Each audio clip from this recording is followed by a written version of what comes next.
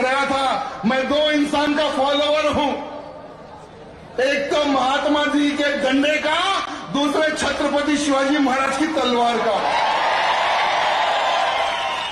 और हमें इस देश को अगर हिंदू राष्ट्र बनाना है तो हमें छत्रपति शिवाजी महाराज जैसी सोच रखने की आवश्यकता है। आज लव जिहाद के नाम पर घूमने वाले लांडों को इतने फोड़े हैं, ये मुझे आप बताना है। हम लोग कहते थे कि रामलला तो एक झांकी है, अब हमारे राम जी लला तो बैठ गए अयोध्या में, अब और दूसरे टारगेट पे हमें काम करना है मेरे भाइयों। अब मथुरा में भी जो कलंक लगा हुआ है, जो इल्लीगल जो ढांचा बना हुआ है ज्ञानवापी का, वो भी टूटने वाला है मेरे मित्रों। योगी जी ने एक बहुत अच्छी बात कही थी, मुझे याद है, कि अयोध्या में बाबर का ढांचा गिराने के लिए आए थे राम भक्त, उनके ऊपर मुलायम सिंह ने गोलियां चलाई थी। जिस दिन भी ये ढांचा गिराने के लिए कृष्ण भक्त आएंगे, मैं गोली नहीं, मैं फूल बरसाऊंगा। ये हमारा योगी आदित्यनाथ जी ने कहा है मेरे भाइयों। और बहुत ही जल्द वो भी कार्य होगा और हम सब वो कार्य देखेंगे। हम बहुत भाग्यशाली हिंदू हैं जो अखंड हिंदू राष्ट्र भी बनते हुए हम सब लोग देखेंगे। आप साबुन खरीदो, बिस्किट खरीदो, आटा खरीदो या कोई भी चीज खरीदो, खरीदने से पहले उसके पीछे एक बार देख लेना। क्या देखना उसके पीछे? हलाल सर्टिफाइड, कहीं पर ये लिखा हुआ है क्या, ये चीज देखना आपको। अगर हलाल सर्टिफाइड या हलाल का अगर ट्रेड मार्क रहा तो वो उठाकर उस दुकान वाले के मुंह पे मार देना। भारत में लव जिहाद जैसे संगठनों को बाइक का पैसा देते हैं, पेट्रोल का पैसा देते हैं, उनको अच्छे कपड़े खरीदने के लिए यही सर्टिफिकेट से पैसे कमाने वाले लोग देते हैं मेरे भाइयों। हमारे इस महाराष्ट्र की पवित्र धरती पर जिस प्रकार से लव जिहाद, लैंड जिहाद, गौ हत्या एवं वक्फ बोर्ड का जो अत्याचार हमारे महाराष्ट्र में जो फैलते जा रहा है, इसको हम किस प्रकार से रोके, उस विषय पर हमें विचार विमर्श करने की आज आवश्यकता है।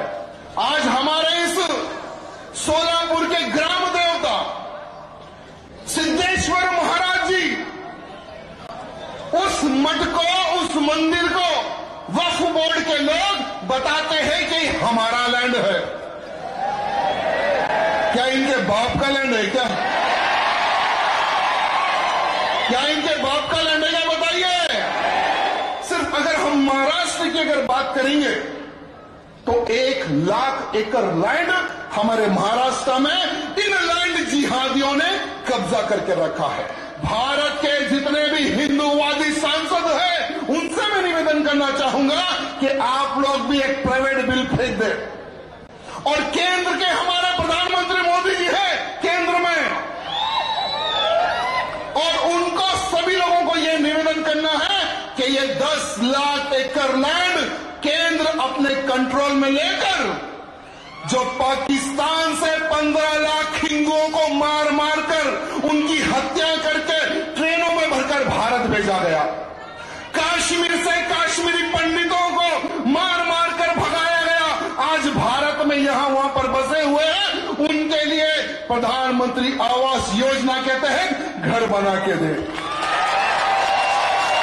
जिन हिंदुओं को घर नहीं है उन हिंदुओं को घर बना के दे, कॉलेजेस बना के दे, हॉस्पिटल बना के दे, युवा पीढ़ी को स्पोर्ट्स के प्रति और जागरूकता पैदा करने के लिए बड़े बड़े स्टेडियम वहां पर बना के दे। ये हो सकता है ना? मोदी जी है तो सब मुमकिन है मेरे भाई। मोदी जी है तो सब मुमकिन है, और ये होने वाला है, समझ के चलो, इसको कोई रोक नहीं सकेगा। आज लव जिहाद के नाम पर क्या हमारी बहन बेटियों का बलात्कार नहीं हो रहा है क्या? लव जिहाद के नाम पर अपना धर्म बदलकर, झूठा कलवा पहनकर हमारी बहन बेटियों को फंसाकर बच्चा पैदा करने की मशीन बना रहे हैं ये लोग। अरे लव जिहादी कुत्तों को मुंह तोड़ जवाब दो, ये मैं आप सबसे निवेदन करना चाहता हूं।